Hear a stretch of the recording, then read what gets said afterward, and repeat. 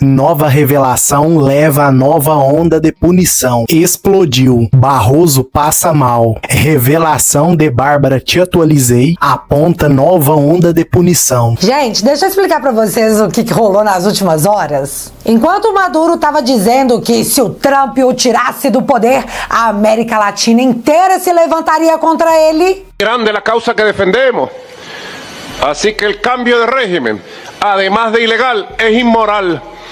Y aquí no lograrán ni colonizar, ni esclavizar, ni a Venezuela, ni a América del Sur, ni a nuestra América. Y si algún día tocan a Venezuela, toda la América se levantará por nosotros. Gente, tadinho. O Lula tava dizendo isso aqui em público, sem que a mídia desse um único pio. Sabe o que é pio? A mídia não fez. Agricultura, ministro do Desenvolvimento Agrário, Paulo, que foi participar de um congresso de propriedade rural de pequenos na Alemanha. E ele fez uma revista maravilhosa, bonita. E no meio da revista tinha uma capa com uma senhora bonitona, devia ser filha de italiana ou de alemão no Rio Grande do Sul, ou Santa Catarina, com a bochecha bem vermelha, sabe, sorrindo. E de perto dela um monte de planta, de coisa que ela tinha colhido, alface, pepino, cenoura. E do lado dela, um senhor negro, alto, sorrindo, sem nenhum dente aqui na boca. Eu chamei o ministro e perguntei, escuta aqui, por que você colocou essa fotografia desse senhor negro sem dente? Você acha isso bonito? Você acha isso bonito, cara? Isso é fotografia para você colocar representando o Brasil no exterior, um cara sem dente e ainda negro? Isso é fotografia pra você colocar representando o Brasil? O cara sem dente e ainda negro? Só imaginem se é o Bolsonaro falando uma coisa dessas, a quantidade de processo por racismo, as músicas do pessoal da MPB do Leblon, as tags de fogo no racistas lá no Twitter. Mas passou liso, batido. E isso vai de encontro com o editorial da Folha, que fez o meu queixo cair da cara. Uma derrota para o governo e outra para o país. Bolsonaristas conseguem comando da CPI do INSS e incluem no projeto de novo Código Eleitoral a volta do voto impresso. Mas peraí que não tem volta, porque nunca teve. Cara, tantas camadas esse editorial. Como que isso pode ser ruim pro Brasil? Quem não gosta é o PT. E se a Folha tá achando ruim, a gente só constata o que nós todos já sabíamos. Que a mídia, por mais que ela se esforce, tem lado. Vou voltar a falar desse editorial lá no finalzinho, mas eu preciso comentar a fala do ministro Alexandre no evento do LIDE, que dessa vez foi no Brasil, porque tem um monte de palestrante que perdeu visto. Mas não apenas isso, eu preciso mostrar como eles parecem ter ligado o modo Luca.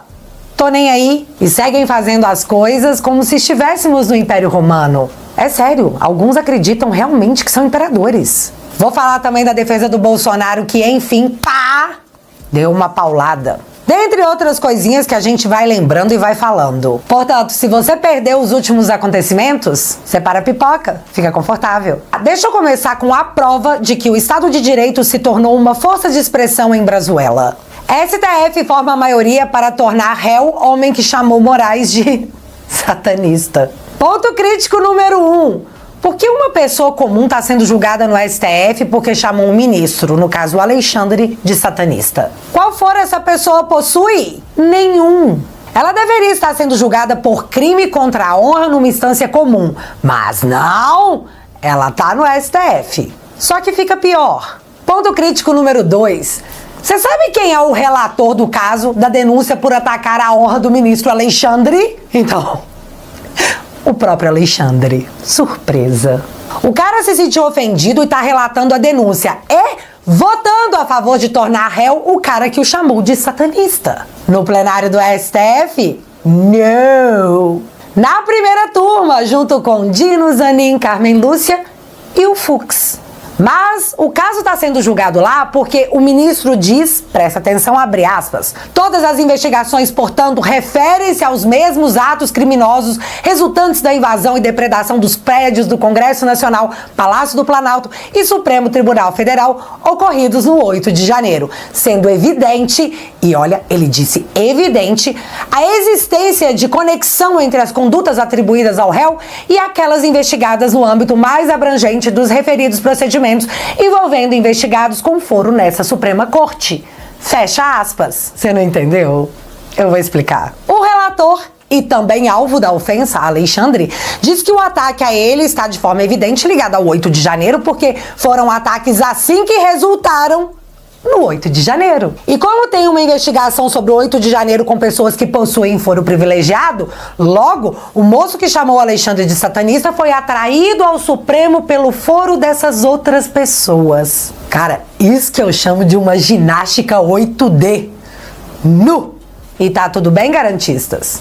É normal isso aí? O cara chamou o Alexandre de satanista, foi vinculado ao 8 de janeiro e teve pedido para que a denúncia fosse aceita pelo próprio Alexandre. E se eu disser que o Estado Democrático de Direito não permite tal conduta, eu posso ser processada, porque a Suprema Corte está salvando a democracia com a prática de uma justiça imparcial. Imparcial e corajosa. Ainda nessa pegada, o PGR Paulo Gonet denunciou o Eduardo Tagliaferro, ex-assessor do Alexandre e ex-chefe da Assessoria Especial de Enfrentamento à Desinformação, por violação do sigilo funcional. E também por ataque à democracia, claro. O mais louco de tudo é que o Paulo Gonet denunciou o Tagliaferro, mas não pediu investigações sobre o conteúdo da Vaza Toga, onde mostra que o próprio Alexandre encomendava relatórios para depois decidir em cima desses mesmos relatórios. E isso é só uma parte pequena do vazamento. Paulo Gonet denunciou o Mensageiro, mas ignorou absurdamente a mensagem do use a criatividade para encontrar algo que pudesse ser usado contra a Revista Oeste,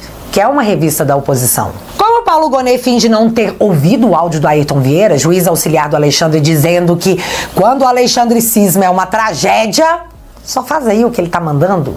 O Tagliaferro foi denunciado e o Alexandre nem investigado. Justiça imparcial, eles disseram. Mas, de novo, tudo isso está documentado e numa virada que ocorrerá em nome de Jesus no Senado em 2026, eu realmente acredito que tudo isso vai ser revisitado, porque as provas estão aí, nos jornais, todos os dias. Mas vamos continuar. Todo mundo viu que na noite de terça-feira, após a decisão do Flávio Dino encurralando os bancos, eles perderam quase 42 bilhões em um único dia. No dia seguinte, quando questionado se ele, Flávio Dino, tinha visto o tamanho do estrago que a sua decisão tinha causado, ele debochou dizendo que não sabia que era tão poderoso assim. Cara, só imagina a face dos banqueiros assistindo a fala irônica do Flávio Dino após a decisão do magistrado ter atingido a parte do corpo que mais dói, o bolso.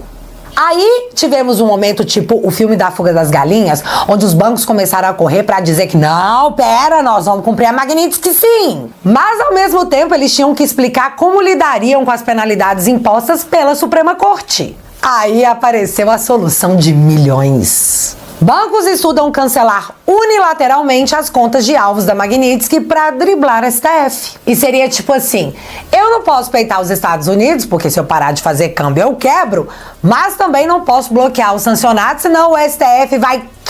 Então o que eu posso fazer? Eu posso encerrar as contas dos ministros porque eu quero e é um direito do banco encerrar contratos. Pronto, assim o assunto estaria resolvido. Passar bem.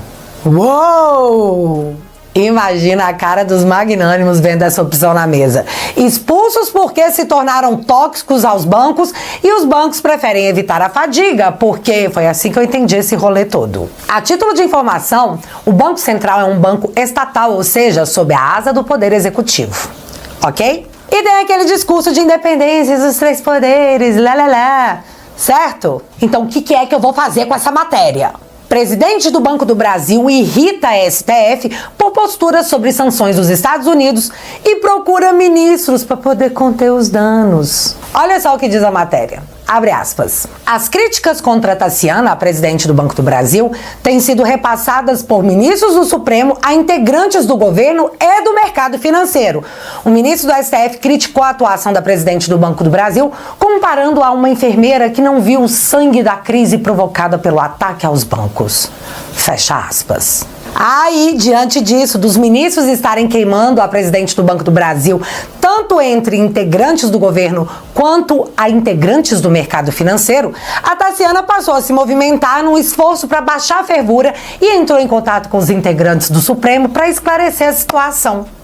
Palavras da matéria da Folha. Então vamos falar em brasileiro claro. Os ministros estão emparedando a presidente do Banco do Brasil ao criticá-la para integrantes do governo e perante ao mercado financeiro, e isso é ponto pacífico, certo? Aí vale relembrar que esse aqui foi o resultado das ações dos bancos na Bolsa Brasileira após a decisão do Flávio Dino, que debochou dizendo não saber possuir tal poder. E depois disso tudo que eu contei pra vocês, o Banco do Brasil identifica a ação de bolsonaristas contra o banco e é pressionado a acionar a Polícia Federal e chegou a enviar um ofício à AGU. Na matéria eles dizem que o Chiquini e o Geyer teriam insuflado a população a temer por seus ativos nos bancos e que isso teria gerado um pânico no setor financeiro.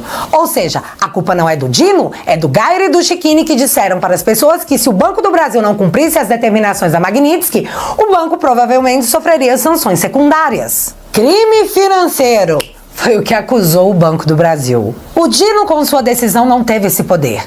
O poder era do Geyer e do Chiquini. Vocês entenderam? Sério, se você não tá vivendo esse momento com o nariz de palhaço, você tá vivendo esse momento errado. E antes de eu falar que até que enfim a defesa do presidente Bolsonaro bateu a mão na mesa após o indiciamento da Polícia Federal, indiciamento político da Polícia Federal, tivemos o famigerado evento do Dória, o saudoso calça apertada. Cara, mentir é feio, o saudoso não. Zero. E o lead desse ano foi no Brasil, porque acabou parquinho em Orlando. Mas enfim, o André Mendonça foi aplaudido de pé em vários momentos de seu discurso contra o ativismo judicial. E olha um trecho desse momento, porque, acredite você ou não, o Alexandre, bem quinta série das ideias, usou o seu momento do discurso para responder o Mendonça. E fica aí porque um detalhe quase passou despercebido. E é um detalhe muito importante. Na nossa Constituição se fala em independência e harmonia entre os poderes, o que demanda um equilíbrio institucional e demanda mais do que isso. Demanda instituições justas, instituições responsáveis com a sociedade e com o bem comum. Na perspectiva do direito, significa que esse Estado é o Estado onde as leis governam. Não é mais a vontade pessoal, não são mais os interesses individuais, onde a lei e a racionalidade funcionam como um fator de estabilidade e não de crise. O Estado de Direito fortalecido demanda uma autocontenção do Poder Judiciário. Tenho legitimidade para dizer isso, pois integro a mais alta corte do nosso país. Nós todos precisamos fazer um compromisso público de que o bom juiz, ele tem que ser reconhecido pelo respeito, não pelo medo. Que as suas decisões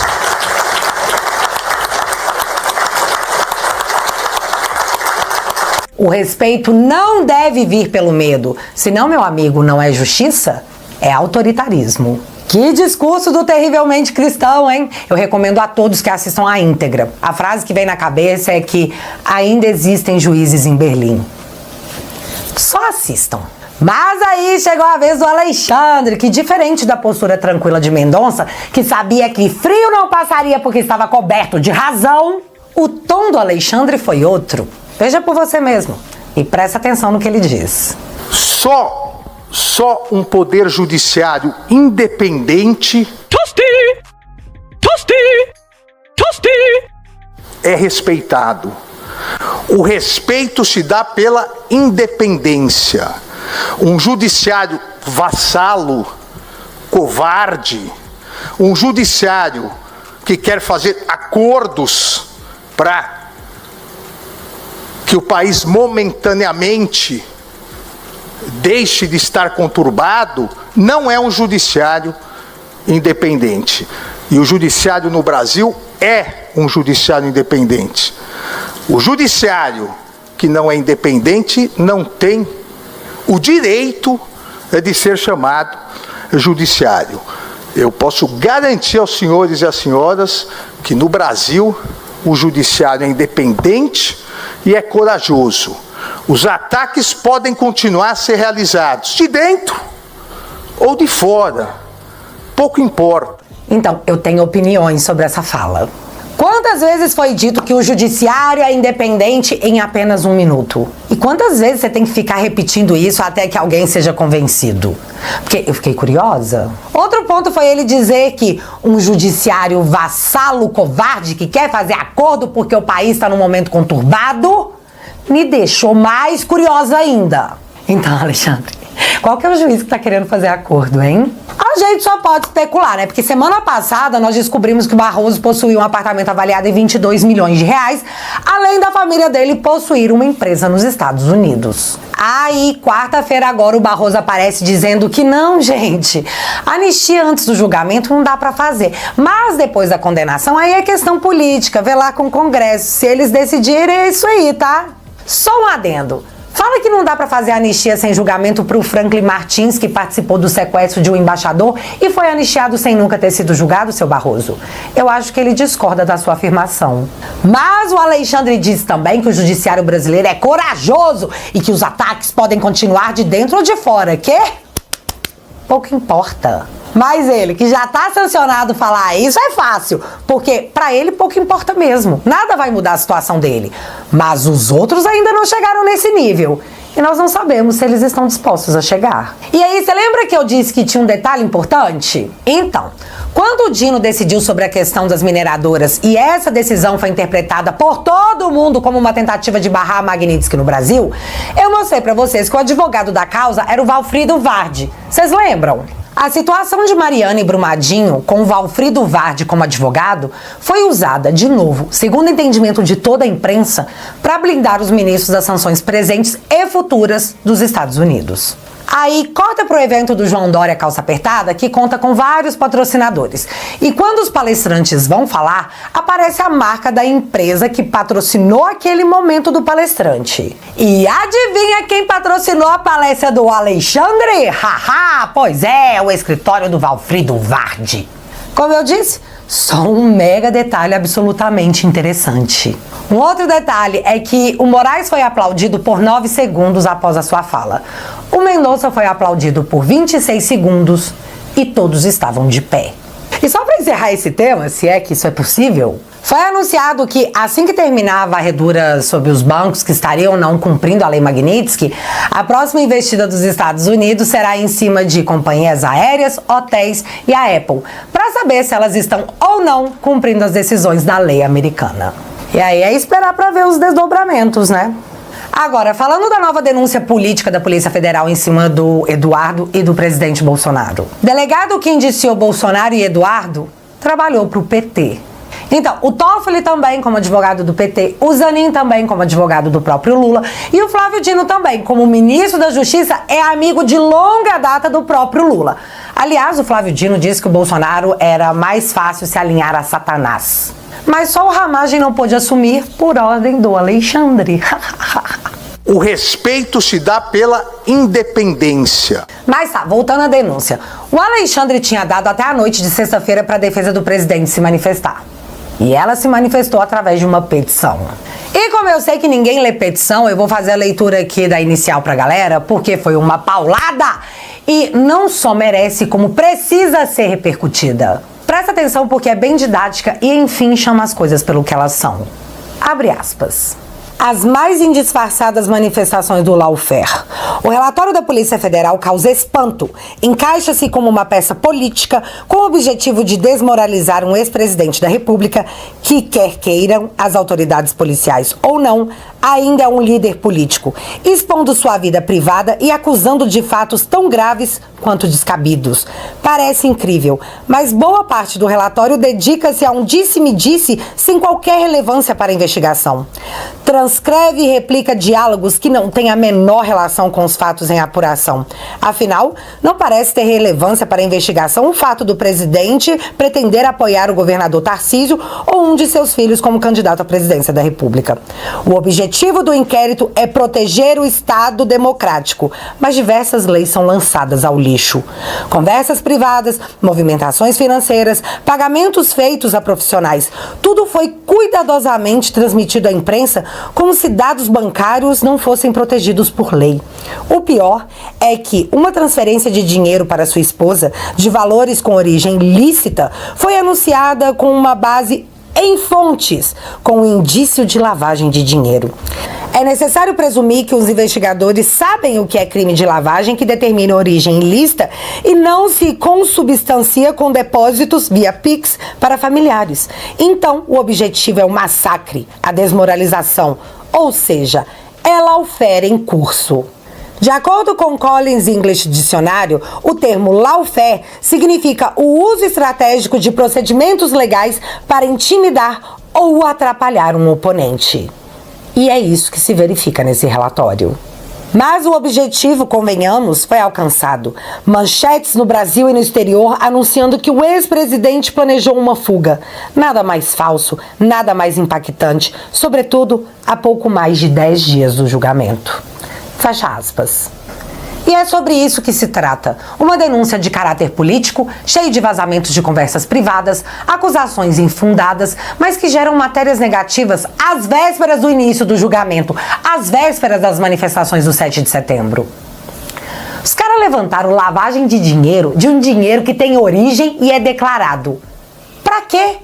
Para dar argumento para a esquerda e eles subirem hashtag chamando o Bolsonaro de ladrão, tentando equipará-lo ao Lula como se isso fosse possível. Como diz a própria petição, isso é um método. E galera, tá estampado no jornal. Polícia Federal inclui mensagem sem elo com a investigação em relatórios sobre Bolsonaro às vésperas do julgamento. Nem é segredo para ninguém. Isso aí é a atuação da justiça imparcial, que se a gente repetir 50 vezes, talvez alguém leve adiante. Mas eu acho difícil. Para encerrar, logo quando a oposição consegue a presidência e a relatoria da CPMI sobre o roubo do INSS, o PGR pede para tirar o Toffoli da relatoria do processo, que até então estava sentado em cima de tudo e nada andou. Agora, Gonê? Sério? Depois de todo esse tempo, o senhor só quis fazer isso agora? Acho que é porque vai ficar meio feio a oposição revelar o que a justiça não conseguiu até o momento.